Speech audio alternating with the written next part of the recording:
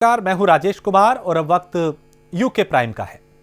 उत्तराखंड में corona virus का असर तेजी से बढ़ रहा है और बीते 24 घंटों की बात करें तो प्रदेश में 455 नए मामले आए हैं और 9 मरीजों की इलाज के दौरान मौत हो गई।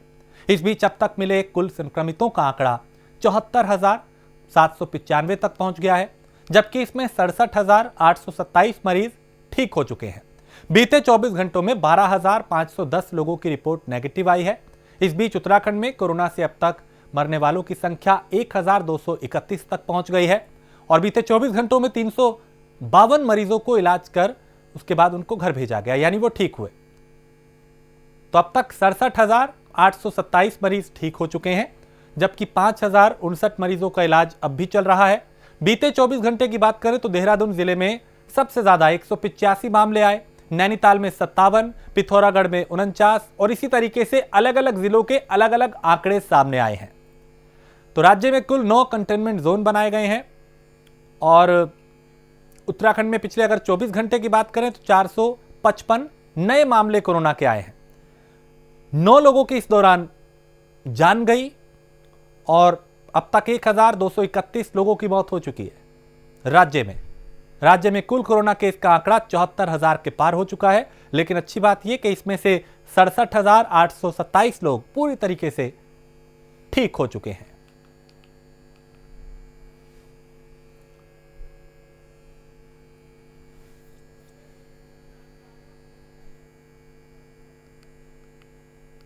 और मसूरी में कोरोना लगातार पैर पसार रहा है। मसूरी शहर में 3 कोरोना संक्रमित मिले हैं। साथ ही मसूरी के पास कैंपटी फॉल थाने में 4 पुलिसकर्मियों में भी कोरोना की पुष्टि हुई है, जिसके बाद थाने को 48 घंटे के लिए बंद कर दिया गया। मसूरी कोविड-19 के इंचार्ज डॉक्टर प्रदीप राणा ने बताया कि मसूरी में लगातार RT-PCR और एंटीजन टेस्ट किए जा रहे हैं। सोमवार को मसूरी शहर में 3 कोरोना पॉजिटिव मिले, जिनको होम आइसोलेट किया गया। वहीं पिछले 15 दिन की अगर बात करें तो 200 से ज्यादा मामले सामने आ चुके हैं। इसमें से कई लोग ठीक हो चुके हैं। उन्होंने कहा कि स्वास्थ्य विभाग मसूरी स्थानीय प्रशासन की मदद से लगातार कोरोना के टेस्ट कर रहा है। वहीं संक्रमित पाए जाने वाले लोगों को होम आइसोलेट कर उन्हें दवा दी जा रही है। लोगों को जागरूक किया जा रहा है कि वो ज्यादा से ज्यादा अलर्ट रहे, कहीं भी किसी भी तरह की कोई भी लापरवाही ना करें, वरना जरा सी लापरवाही भारी पड़ सकती है। तो 4 पुलिसकर्मी कोरोना पॉजिटिव पाए गए।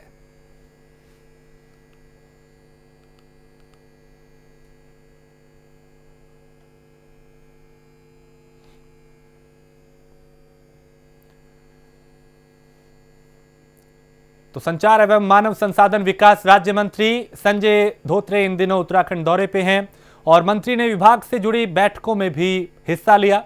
इस कड़ी में उन्होंने उत्तराखंड डाक परिमंडल की बैठक में हिस्सा लिया और बताया कि उत्तराखंड परिमंडल में 5 स्टार विलेज की योजना शुरू की जा रही है, जिसमें सारे जिलों से 50 ऐसे गांव का चयन किया जाएगा जिसमें भारत सरकार डाक विभाग से संचालित सभी योजनाओं को उपलब्ध कराएगी।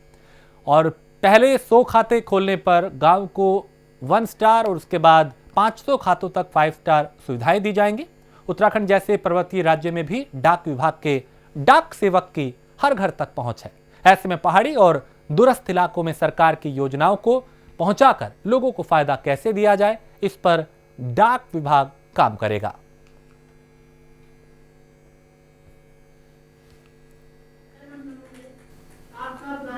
हमारी सुकन्या समृद्धि योजना है, उसमें हमारी जो बालिका है उनके उज्जवल भविष्य के लिए वो योजना है। बाद में इंश्योरेंस की स्कीम है, सेविंग की स्कीम है।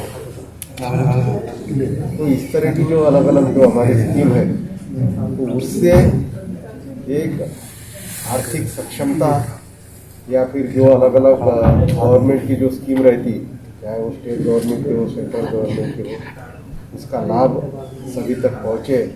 तो इसमें आर्थिक सक्षमता और जो हमारा उनका जो भविष्य है वो सुरक्षित हो जाए। बाद में उनकी पढ़ाई, बाकी व्यवस्था उसके हिसाब से हमने सब कुछ किया हुआ है। तो बीजेपी सांसद अजय भट्ट ने लालकुआ इलाके का दौरा किया। अजय भट्ट ने बिंदु खत्ता राजस्व गांव के बारे में कहा कि केंद्र और प्रदेश सरकार गंभीर है, साथ ही उन्होंने बताया कि ISBT का काम भी जल्द पूरा होने का दावा किया।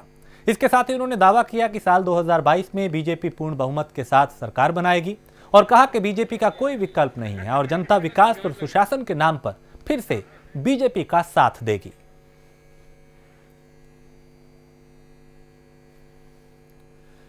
तो 2022 में फिर जीत का दावा किया जा रहा है।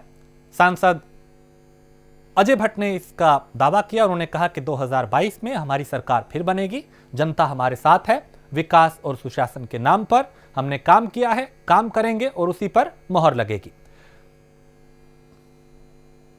ये अतिशीघ्र बन जाएगा। लगभग उसमें कई कार्रवाइयां आगे बढ़ गई हैं। पिछले दिनों भी उसमें बैठक हुई थी। माननीय मुख्यमंत्री जी ने भी उसके बारे में संज्ञान लिया है। मैं स्वयं संज्ञान ले रहा हूं। इस बीच में अतिशीघ्र एक बैठक करने वाला हूं जिसमें ISBT समेत सारे मुद्दे रहेंगे, जिसमें कि उसका निर्माण कार्य प्रारंभ हो सके और जल्दी से जल्दी जो सुविधा मिलनी थी वो सुविधा मिल जाए। भारतीय जनता पार्टी 2022 में पुनः सरकार बनाएगी और अच्छी मेजॉरिटी से सरकार बनाएगी, क्योंकि इतना अधिक काम हमारी सरकार ने किया है। केंद्र से एक बड़ी योजनाएं हम ला रहे हैं।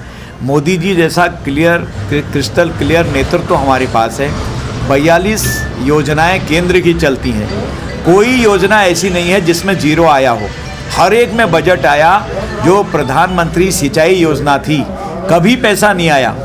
इस बार हम लोगों ने प्रयास किया तो इस बार पहली बार प्रधानमंत्री सिंचाई योजना की किस्त भी हम लाने में सफल हो गए हैं। और उत्तराखंड के प्रदेश महामंत्री बनने के बाद सुरेश भट्ट पहली बार बीजेपी के उधम सिंह नगर जिला मुख्यालय रुद्रपुर पहुंचे, जहां कार्यकर्ताओं ने उनका स्वागत किया। बीजेपी के प्रदेश महामंत्री सुरेश भट्ट ने रुद्रपुर में बीजेपी के जिला कार्यालय में कार्यकर्ताओं से मुलाकात की। साथ ही उन्होंने कार्यकर्ताओं के साथ बैठक की और इस बैठक में दावा किया कि 2022 के विधानसभा चुनाव में बीजेपी को ज्यादा से ज्यादा सीटों पर जीत मिलने वाली है। उन्होंने कहा कि जीत के लिए पार्टी के कार्यकर्ताओं को ज्यादा से ज्यादा तैयारी करनी होगी। सुरेश भट्ट पिछले काफी लंबे समय से हरियाणा संगठन में संगठन मंत्री के पद पर कार्यभार संभालते रहे हैं और संगठन के लिए काम भी करते रहे। इस बार अब उत्तराखंड बीजेपी के प्रदेश महामंत्री बनाए जाने के बाद वो पहली बार रुद्रपुर पहुंचे थे, जहां उनका जोरदार स्वागत हुआ और उन्होंने कहा कि 2022 में एक बार फिर भारतीय जनता पार्टी की सरकार बनेगी। तो दावे बड़े बड़े किए जा रहे हैं, लेकिन कितना लोग साथ देंगे? क्या फिर से बीजेपी का ही साथ दिया जाएगा? ये कई सवाल हैं जो जनता पर निर्भर करते हैं कि जनता इसका क्या जवाब देती है। तो वो चुनाव के नतीजे तय करेंगे, लेकिन उससे पहले तैयारियां की जा रही हैं, संगठन को मजबूत किया जा रहा है, रणनीतियां बनाई जा रही हैं, बैठकें की जा रही हैं, मंथन किया जा रहा है और चुनाव जीतने के दावे किए जा रहे हैं। भारतीय जनता पार्टी उत्तराखंड का महामंत्री नियुक्त होने के बाद आज पहली बार मेरा उत्तराखंड में ये आना हुआ है और स्वाभाविक है, एक तरह से उत्तराखंड में आना है तो रुद्रपुर होते हुए आज मैं हल्द्वानी तक जाऊंगा। जिस प्रकार से आज भारतीय जनता पार्टी के केंद्रीय और प्रदेश के नेतृत्व ने मुझको ये महामंत्री का दायित्व दिया है, मैं सबसे पहले अपने केंद्रीय नेतृत्व का, प्रदेश के नेतृत्व का आभार प्रकट करता हूं। और देहरादून में NSUI के कार्यकर्ताओं ने उच्च शिक्षा मंत्री धन सिंह रावत के घर का घेराव करने की कोशिश की। इस दौरान पुलिस कर्मियों ने प्रदर्शनकारियों को घर के करीब जाने से पहले ही रोक लिया। इस बात से नाराज होकर कार्यकर्ताओं ने सड़क पर ही धरना देना शुरू कर दिया। कार्यकर्ताओं ने जमकर नारेबाजी की और प्रदर्शनकारियों की पुलिस के बीच नोकझोंक भी हुई। वहीं NSUI के प्रदेश अध्यक्ष मोहन भंडारी ने बताया कि सरकार की तरफ से महाविद्यालयों से छात्र निधि का 50% पैसा उच्च शिक्षा निदेशालय को ट्रांसफर करने का फैसला लिया गया है। इस फैसले को वापस लेने की मांग NSUI के कार्यकर्ता कर रहे हैं। साथ ही राज्य के 18 अशासकीय महाविद्यालयों के अनुदान को रोके जाने के फैसले का विरोध भी किया जा रहा है।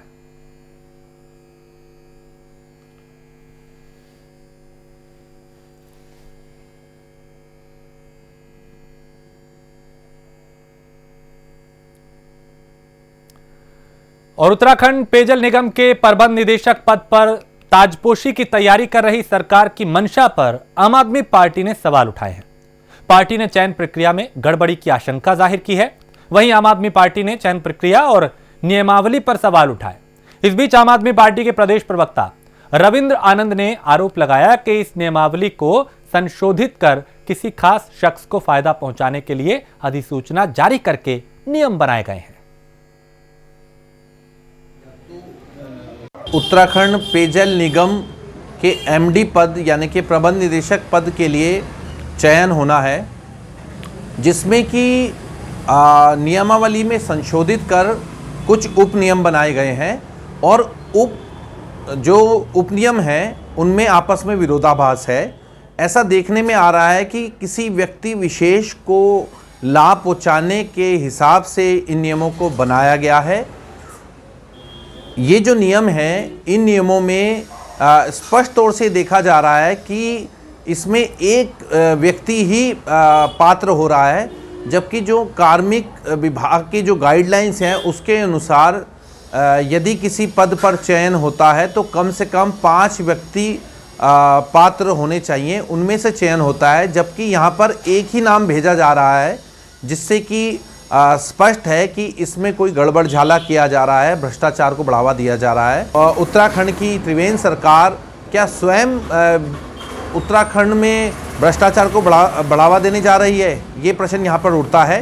साथ ही जो नियम इसमें उपनियम बनाए गए हैं, जो संशोधन किया गया है, उसमें ये स्पष्ट रूप से देखा जा सकता है कि उक्त जो संशोधन है उसमें एक ही व्यक्ति को उस दायरे में ला करके लाभ पहुंचाने के लिए उसको एमडी बनाने हेतु, प्रबंध निदेशक बनाने हेतु अंदर खाने काम चल रहा है, जो कि मैं समझता हूं कि कहीं ना कहीं जो उत्तराखंड के हमारे और लोग हैं जो इसमें पात्र हो सकते थे, कंपटीशन करके आते, तो ये कहीं ना कहीं उनकी अनदेखी की जा रही है, जिससे कि भ्रष्टाचार को बढ़ावा मिलता है। रुड़की और जिले के आसपास के इलाकों में भूकंप के झटके महसूस किए गए। भूकंप के झटके लगने के बाद आनन फानन में लोग अपने घरों से बाहर निकल आए। सड़क या फिर खुले मैदान की तरफ लोग जाते हुए दिखाई दिए। वहीं आईआईटी रुड़की के भूकंप अभियांत्रिकी विभाग के वैज्ञानिक मुकुटलाल शर्मा ने बताया कि भूकंप की तीव्रता रिएक्टर स्केल पर 3.9 थी। वहीं वैज्ञानिकों के मुताबिक भूकंप इतना तेज नहीं था कि किसी तरह के जानमाल का नुकसान हो सके। वहीं आईआईटी रुड़की में लगे अर्थ अर्ली सिस्टम के जरिए भूकंप के बारे में समय पहले पता लग सकता है, लेकिन इस भूकंप की तीव्रता इतनी नहीं थी कि इसके आने से पहले इसकी कोई जानकारी विभाग को पता चल सकती। वहीं सिस्टम कम से कम 6 पॉइंट की गति वाले भूकंप को रडार पे ला पाते हैं। उन्होंने बताया कि ऐसे भूकंप के आने से पहले अलर्ट नहीं किया जाता, क्योंकि ऐसे भूकंप से किसी तरह के जानमाल के नुकसान की आशंका नहीं होती। टिहरी गढ़वाल में एक नेटवर्क लगाया हुआ है उसमें, और यहाँ रुड़की साइस्मोलॉजिकल ऑब्जर्वेटरी में रिकॉर्ड किया है। इसके मुताबिक ये अर्थक्वेक हरिद्वार से करीब 25 किलोमीटर नॉर्थ वेस्ट में रिकॉर्डेड आया हुआ है और इसकी तीव्रता करीब 4 मैग्नीट्यूड है। इसकी डेप्थ थोड़ी सी ज़्यादा है, 40 किलोमीटर है। इस डेप्थ की वजह से मुझे नहीं लगता कि कोई जानमाल की हानि हुई होगी या कोई, क्योंकि रिपोर्ट भी नहीं हुई है। लेकिन ये काफ़ी बड़े क्षेत्र में महसूस किया गया है, जिसमें देहरादून, रुड़की, हरिद्वार, सहारनपुर, लक्सर जो लोकल एरिया है वहाँ इसको महसूस किया गया है कि रुड़की ने अर्थक्वेक अर्ली वार्निंग सिस्टम जो गढ़वाल और कुमायूं हिमालय में लगाया हुआ है, इस तरीके के अर्थक्वेक उसमें हम वार्निंग इशू नहीं करते हैं, क्योंकि इससे जानमाल की हानि नहीं होती है। और जिन अर्थक्वेक से जानमाल की हानि नहीं होती है, ऐसे अर्थक्वेक्स की वार्निंग इशू करने से हमारे यहाँ इतनी अवेयरनेस नहीं है और क्योस पैदा हो सकता है। जो अर्थक्वेक्स डैमेज कर सकते हैं, जैसे मैग्नीट्यूड 6 से ऊपर, उनकी वार्निंग हम उस वार्निंग सिस्टम से इशू करेंगे। बीजेपी के प्रदेश प्रभारी दुष्यंत गौतम और सह प्रभारी रेखा वर्मा 2 दिन के उत्तराखंड दौरे पे हैं। इस बीच दुष्यंत गौतम और रेखा वर्मा डोईवाला पहुंचे। वहीं कार्यकर्ताओं ने उनका स्वागत किया। बीजेपी के प्रदेश बीजेपी प्रदेश अध्यक्ष बंशीधर भगत के साथ तमाम पदाधिकारी और नेताओं ने प्रदेश प्रभारी से मुलाकात की और कुछ देर डोईवाला रुकने के बाद देहरादून के लिए उनका काफिला रवाना हो गया। दरअसल प्रदेश प्रभारी दुष्यंत कुमार गौतम पहली बार उत्तराखंड के दौरे पे हैं। उन्होंने बताया कि कुछ दिन बाद पार्टी के राष्ट्रीय अध्यक्ष जेपी नड्डा का उत्तराखंड दौरा है, इसलिए संगठन के साथ वो तैयारियों पे चर्चा करेंगे। संगठन के सभी लोगों से मुलाकात कर आने वाले कार्यक्रमों की समीक्षा की जाएगी। आज का हमारा दौरा, मेरे साथ में बहन रेखा वर्मा जी हमारी सह प्रभारी हैं। हमारा दौरा ये परिचयात्मक है। अभी हम परिचय करने के लिए यहाँ पर आए हैं, फिर उसके बाद में 4, 5, 6, 7 को राष्ट्रीय अध्यक्ष जी यहाँ पर रहेंगे। उनकी तैयारी की सारी योजनाएं बनेंगी, साथ साथ कार्य योजनाएं बनेगी। कार्यों को भी आपस में हम बांटेंगे और किस प्रकार से संगठन को और मजबूत कर आगे चुनाव में जाया जाए। और उत्तराखंड में 2021 में होने वाले कुंभ मेले को लेकर मेला नियंत्रण भवन में बैठक की गई। इस बैठक में गढ़वाल कमिश्नर रविनाथ रमन ने समीक्षा की और इसमें कुंभ मेला अधिकारी दीपक रावत, हरिद्वार जिलाधिकारी सी रविशंकर, कुंभ मेला एसएसपी जनमंजय खंडूरी समेत कई अधिकारी मौजूद रहे। बैठक के बाद पत्रकारों से बातचीत करते हुए गढ़वाल कमिश्नर ने बताया कि अधिकारियों के साथ बैठक की गई और कुंभ इलाके पर लगाए गए कैमरों को हमेशा ऑन रखने के निर्देश दिए गए हैं। साथ ही बताया कि मेले के लिए 1000 बेड की क्षमता का कोविड सेंटर बनाने की भी तैयारी की जा रही है। साथ ही 2021 के कुंभ में कोविड नियंत्रण के सभी मानक पूरे करने के निर्देश दिए हैं।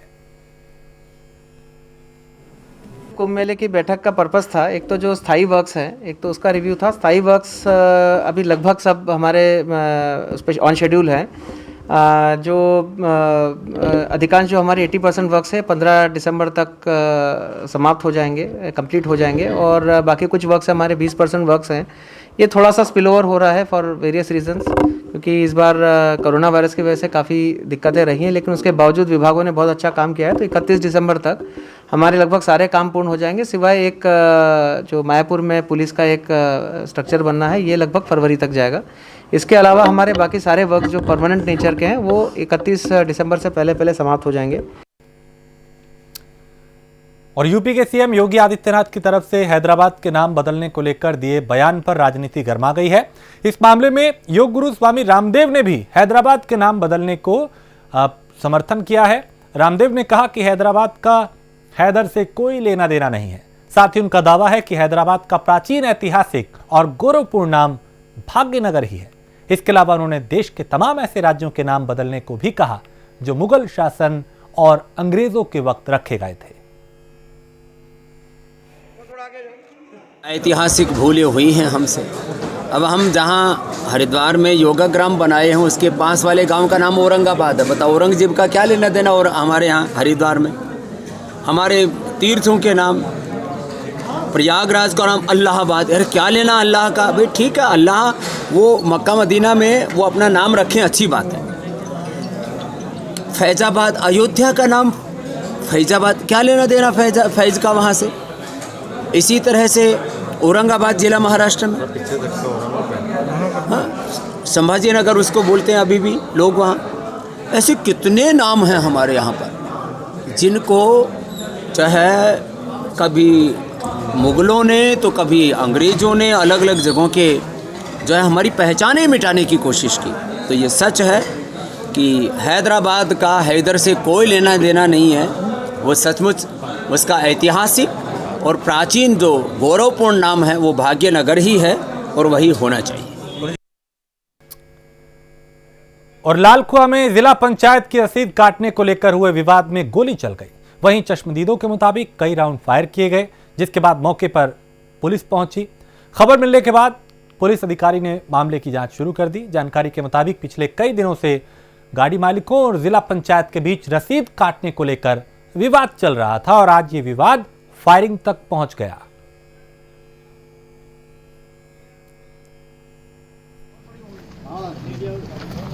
काट रहे थे, बाकी ये भाई साहब भी थे साथ में ही। आ जाओ बच्चों। और उससे क्या, भाई पर्ची यहाँ पे क्यों काट रहे हो, आगे चल के काटो, वहाँ जहाँ आपकी वहाँ पे। तो धक्का धुक्का देने लगे और इतने में रिवाल्वर निकाल के सीधे फायर चला दिए। हम लोग भागे, मतलब 10 लोग बच गए साहब गोली लगने से, मेरे हाथ में लग गई। अवैध हथियार थे या लाइसेंसी बंदूकें थी? अब ये साहब मैं नहीं देख पाया अवैध हथियार है, लेकिन है देखे हैं लोगों ने। वो इंदर भाई है, उन्होंने देखा है कौन कौन से रिवॉल्वर थे उनके पास। क्या नाम है उनका? नाम मालूम है क्या आपको? नहीं, नाम साहब नहीं जानते हम। जोशीमठ के गोविंद घाट और आसपास के जंगलों में घूम रहे नर आदमखोर बाघ को वन विभाग के पिंजरे में कैद किया है और गांव के लोग, वन विभाग के कर्मचारियों ने कड़ी मेहनत से तेंदुए को पिंजरे में कैद किया। वहीं इस तेंदुए ने विष्णुप्रयाग और बलदाड़ा के आसपास के इलाकों में काफी आतंक मचाया हुआ था। उसका आतंक गोविंद घाट रेंज के अंतर्गत पैंका और बलदोड़ा क्षेत्र में था। तो उसने सबसे पहले एक नेपाली मजदूर को मारा है और उसके बाद वो बाघ हो या गुलदार हो, अभी ढंग से मैंने पहचाना नहीं, क्योंकि मैं इस समय महिला हॉस्पिटल में हूँ, जहाँ इस बाघ द्वारा पैका के श्री गंगा सिंह को जो है मार दिया गया है और उनके पोस्टमार्टम में हूँ। मेरे स्टाफ ने, जो गोविंद घाट का स्टाफ है, इन्होंने बड़ी मशक्क़त के साथ और पैका गांव के कुछ लोगों के सहयोग से इस बाघ को आज सवेरे 10:10 पर पिंजरे में डाला है। रुद्रपुर कोतवाली पुलिस ने नाबालिग से बलात्कार के मामले का खुलासा करने का दावा किया है। इस मामले में पुलिस ने एक आरोपी को गिरफ्तार भी किया, साथ ही पुलिस ने आरोपी से उसका मोबाइल भी जब्त किया है।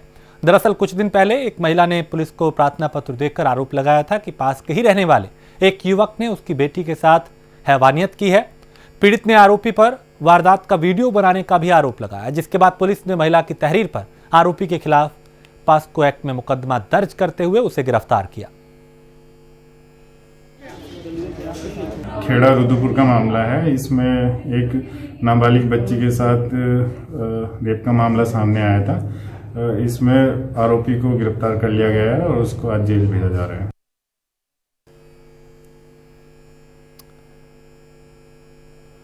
और रुद्रपुर में नाबालिग बच्ची के साथ दुष्कर्म करने का मामला सामने आया। जानकारी मिलने के बाद पुलिस ने पीड़ित से पूछताछ की, साथ ही आरोपी की तलाश भी शुरू कर दी। पुलिस के मुताबिक पीड़ित बच्ची की उम्र 12 साल है। पीड़ित के परिवार ने पड़ोस के गांव में रहने वाले एक शख्स पर आरोप लगाया। पुलिस अधिकारियों के मुताबिक इस पीड़ित लड़की गुरुद्वारे के लिए गई थी और काफी देर तक जब वापस नहीं लौटी तो घर वालों ने तलाश शुरू की। उसके बाद बच्ची ने अपने घर वालों से पूरी बात बताई। फिलहाल पुलिस कानूनी कार्रवाई कर रही है। ये जो पीड़िता है, पीड़िता को उसकी माताजी लेकर के थाने पर आई है। इस संबंध में उनके द्वारा एक तहरीर दी गई है। तहरीर में जो तथ्य दिए गए हैं उसकी जांच करके मेडिकल कराया जा रहा है। जो भी तथ्य आएंगे उस अनुरूप कार्यवाही अमल में लाई जाएगी। और रुद्रपुर कोतवाली पुलिस ने बीते दिनों हुए ई रिक्शा चोरी के मामले में 2 आरोपियों को गिरफ्तार किया। आरोपियों के पास से पुलिस ने 2 ई रिक्शा भी बरामद किए हैं। बताया जा रहा है कि पिछले कुछ दिनों से पुलिस को शहर में ई रिक्शा चोरी होने की खबर मिल रही थी, जिसके बाद पुलिस ने एक टीम बनाई और ये कार्रवाई की। इसमें 683/20 मुकदमा पंजीकृत हुआ था। इसमें 2 टुकटुक चोरी हुए थे, इनको बरामद कर लिया गया है। इसमें महेश चंद्रा और जीतू कश्यप 2 लोगों को गिरफ्तार किया है। इनको सोनिया होटल के पास टुकटुक के साथ गिरफ्तार किया गया और कल शाम इनको गिरफ्तार किया गया। आज इनको जेल भेजा जा रहा है। और उधम सिंह नगर के सप्लाई सेक्टर में जिला मुख्यालय रुद्रपुर में धरना प्रदर्शन किया। इस दौरान प्रदर्शन कर रहे लोगों ने जिला पूर्ति अधिकारी पर गंभीर आरोप लगाए। निरीक्षकों ने पूर्ति अधिकारी श्यामलाल आर्य पर गंभीर आरोप भी लगाए और उनके खिलाफ कलेक्ट्रेट परिसर में नारेबाजी की।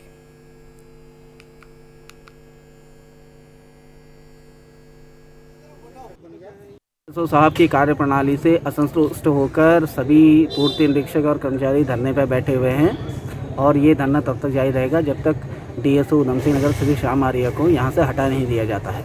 किस तरीके से परेशान कर रहे हैं? ये हमने पूरा लिखित रूप में अपने विभाग को दिया हुआ है 11 नवंबर 2020 को सभी कर्मचारियों ने। और इसी के साथ इस बुलेटिन में फिलहाल इतना ही। देश प्रदेश की बाकी खबरों के लिए आप देखते रहिए प्राइम न्यूज।